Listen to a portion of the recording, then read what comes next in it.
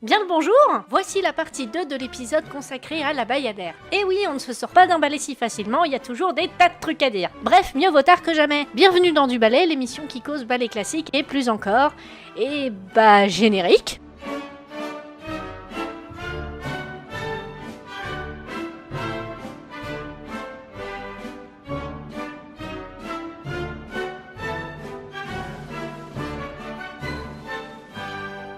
Alors je préviens, on va rentrer sans plus tarder dans le vif du sujet. Attention, cet épisode spoil complètement l'histoire, donc là encore, si vous voulez regarder le ballet avant, je vous y encourage. Bref, dans cette partie 2, on va voir comment musique et chorégraphie nous font ressentir les hauts et les bas lors des scènes clés du ballet. Le premier acte démarre en fanfare avec Solor et sa team de chasseurs.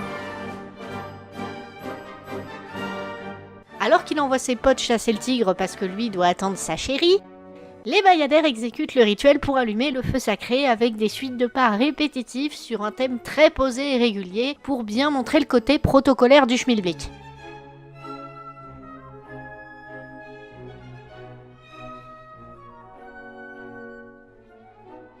On a ensuite la danse des esclaves, que j'ai plutôt envie d'appeler la danse des mecs en slip, mais passons. Et enfin, on arrive à l'entrée de Nikia sur une musique d'abord mystérieuse,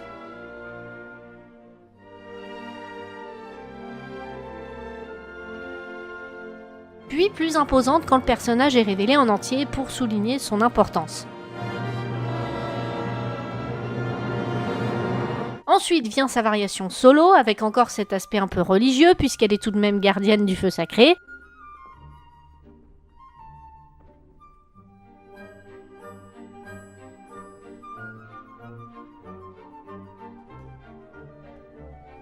Et juste après, boum, premier foirage, le brahman lui fait comprendre qu'il est amoureux d'elle.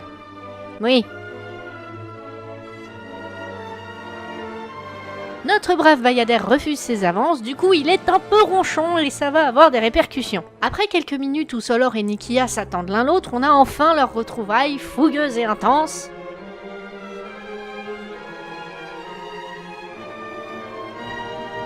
Pour le pas de 2, on a un thème majeur bien mielleux à l'orchestration légère et une danse lente avec des mouvements de bras et des regards l'un vers l'autre, beaucoup de contacts, les mains, les bras, les portées. Bref, ce qui ressort de ce pas de 2, c'est leur amour tout bêtement, un amour simple, un peu joueur et surtout sincère. Bon, là ils s'emportent dans leur joie. Et là, Solor lui fait vœu de son amour éternel avec en point d'orgue un solennel « je le jure » sur un accord en pétarade majeure qui lui rajoute de l'ampleur. Oui, ça veut dire je le jure. Entre deux, malheureusement, le brahman les a surpris, et une fois les deux amoureux partis dans l'urgence, Monsieur Jaloux revient en scène et nous montre toute l'étendue de son désespoir qui se transforme en colère et en rancune.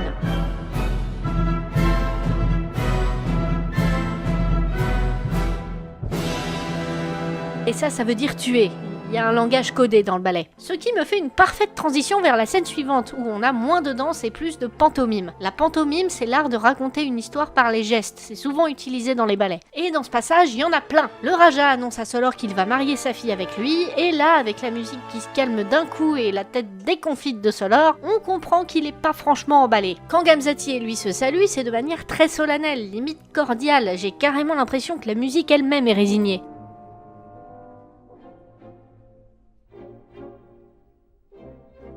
Ensuite, on a la variation de Nikia et de l'esclave, Nikia qui accepte de danser aux fiançailles sans savoir ce qui se trame, je vous rappelle. D'ailleurs, à la base, cette musique-là, elle était dans le fameux acte 4 qui ne se fait plus, en tout cas en France. Et c'était une variation avec les Bayadères. Bref, après ce petit interlude dansé, le brahman demande au Raja de lui parler seul à seul. Il lui explique que le mariage est compromis car Solor est engagé auprès d'une autre, en l'occurrence Nikia. Et là, tout retombe, le Raja fait serment de la tuer. De son côté, Monsieur Jaloux se retrouve tout seul comme un con, il se rend compte que le Raja va faire tuer Nikia indirectement par sa faute. Il est pas malin aussi, hein. C'est pas comme si on blâmait souvent les femmes pour les conneries des autres, hein. Gamzati ayant écouté aux portes, la vilaine, elle sait pour Nikia et Solor. Ici, l'ambiance est pesante, mélancolique, car même si le mariage est arrangé, elle se sent trahie. Lorsque Nikia la rejoint, on a là encore une scène de mime plus que de danse. Alors au début, elle l'accueille mine de rien, elle commence subtilement à essayer de la soudoyer, et là, bam, elle lui montre qu'elle va épouser Solor, et on enchaîne sur ce que j'appelle, attention c'est ultra original, le thème du conflit.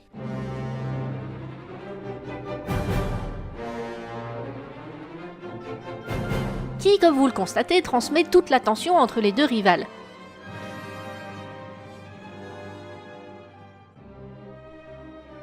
Le thème d'entre deux est plus lié, à ce moment elles ne sont plus dans la violence du conflit, l'une prend le dessus sur l'autre. Là en gros Gamzati lui dit « il va m'épouser, tout ça c'est à moi, toi t'es qu'une danseuse à 2 roupies, respecte mon autorité ». Et là attention, reprise du thème et...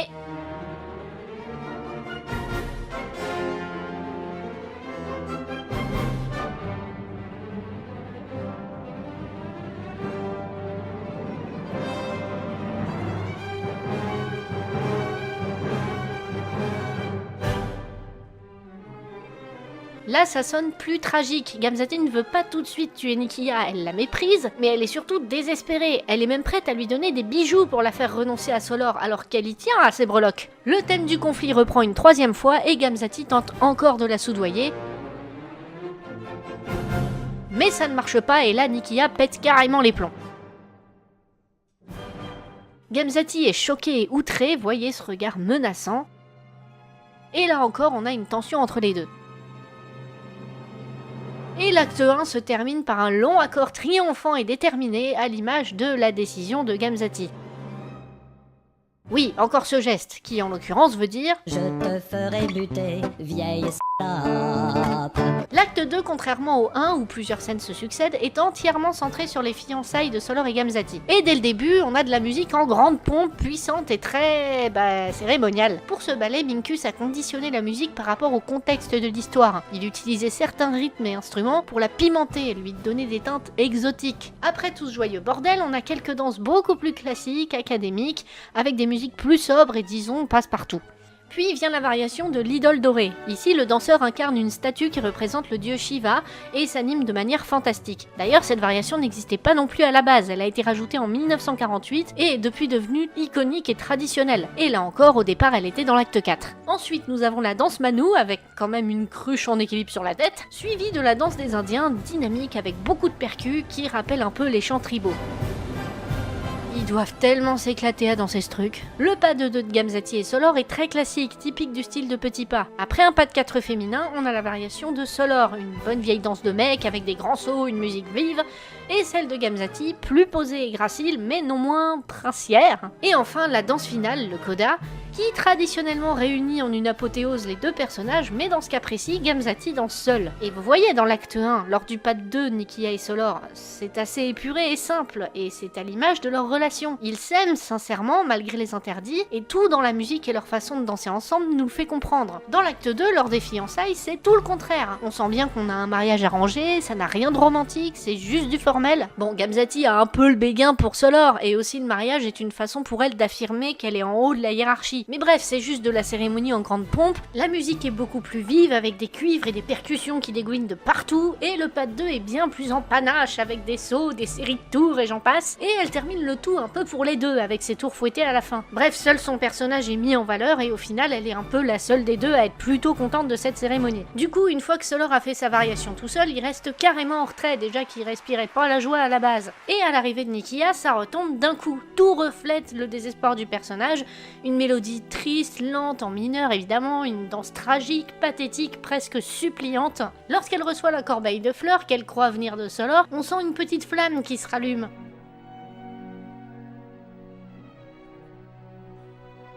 Là, la musique est passée en majeur, avant d'enchaîner sur un autre thème.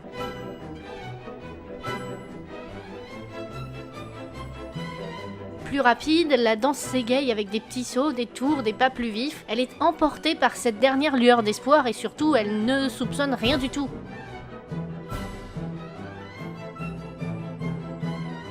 Quand elle se fait mordre par le serpent, on repasse à un thème mineur, dramatique,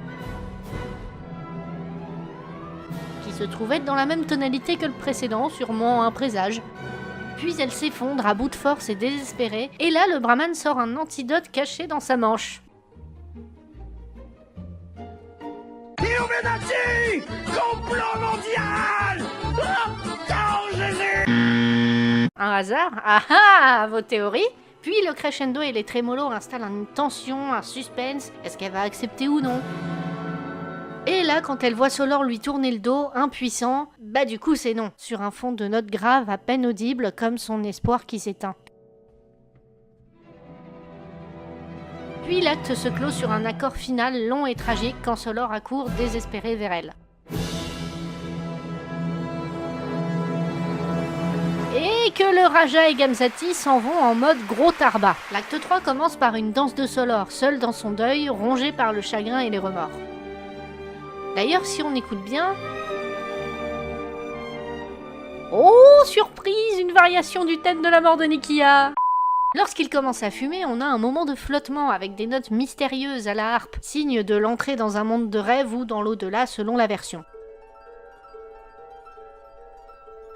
Et enfin, on a la fameuse, l'incontournable, la très lente entrée des ombres sur une mélodie épurée, paisible, portée par des violons et soutenue par des arpèges légers. Et une telle entrée demande une grande précision et surtout la synchronisation entre les 32 danseuses. Cette façon d'animer géométriquement le corps de ballet en exploitant l'espace scénique, c'est un autre grand truc de Marius Petitpas. Il en met partout. Les Willis dans Gisèle, les flocons de neige dans Casse-Noisette, les signes dans les actes 2 et 4 du lac, et j'en passe. Ensuite, on a une variation plus enjouée cette fois avec les 3 ombres. Et enfin, après l'avoir longuement cherché désespérément, Solor retrouve enfin Nikia. Pour le pas de 2, on a du bon vieux violon qui couine jusque dans les aigus les plus aigus et qui dégouline de romantisme par les ouïes. Et après les variations des 3 ombres, qui d'ailleurs allègent un peu l'ambiance, on arrive au pas de 2 au foulard, sur une musique là aussi bien lente, pleine de violons qui geinent et... ce genre de truc. Le corps de ballet revient en scène, rejoint à la fin par les solistes qui ensuite dansent l'un après l'autre.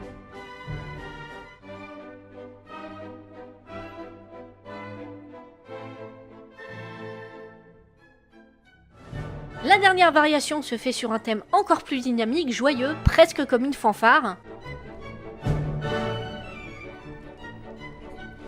Et le tout se conclut en apothéose avec nos 2 tourtereaux réunis dans l'au-delà, entourés de toutes leurs copines fantômes. Bon alors, que conclure de tout ça? Eh bien qu'on a des personnages complexes et une histoire plus profonde qu'elle en a l'air. Nikia est simplement amoureuse et cette union interdite causera sa mort, mais elle trahit son devoir de danseuse sacrée et tente de tuer Gamzati. Cette dernière est elle aussi éprise de Solor, même si on comprend tout de suite que ça va pas être la folle passion. Mais sa jalousie en devient meurtrière. Solor, quant à lui, jure fidélité éternelle à Nikia, mais il est contraint à son mariage avec une autre et il ne proteste pas car il sait que c'est sans issue et il prend toute la mesure de leur erreur quand elle meurt à cause de ça. Le Brahman lui est amoureux de Nikia et le fait d'apprendre qu'elle bafoue son engagement auprès des dieux pour Solor et pas pour lui le blesse, mais il la dénonce au Raja et même si son intention de départ est contre Solor, c'est sur Nikia que ça retombe indirectement à cause de lui. Et ce qui achève de montrer que tout n'est pas si simple, c'est la fin de l'histoire où Solor retrouve malgré tout Nikia dans la mort et surtout qu'elle le pardonne. Car tout le monde a quelque chose à se reprocher et surtout parce que leur amour est plus fort que tout le reste et plus important. Je conclurai donc là-dessus. À la première lecture, ça paraît toujours simpliste avec un triangle amoureux à la con et des coups par en dessous, mais c'est toujours un poil plus profond et même si ça a l'air pompeux et blasant parce que voilà, musique et danse classique, tutu et compagnie, bah on peut toujours voir beaucoup plus loin que ça. Voilà pour ce second épisode sur la Bayadère, j'espère que ça vous a plu. Bon, en vrai, il y a encore plein de trucs à dire, j'en apprenais toujours plus pendant mes recherches, donc on n'en a jamais vraiment fini. Et c'est ça qui est beau, bon sang. N'oubliez pas le pouce bleu, le commentaire et le partage, c'est important. Abonnez-vous, mettez la cloche, parlez de l'émission autour de vous, mangez des crudités, venez faire un coucou sur Twitter, je ne mange personne, enfin aux dernières nouvelles. Quant à moi, je vous laisse avec des extraits de mes variations préférées et je vous dis à la prochaine!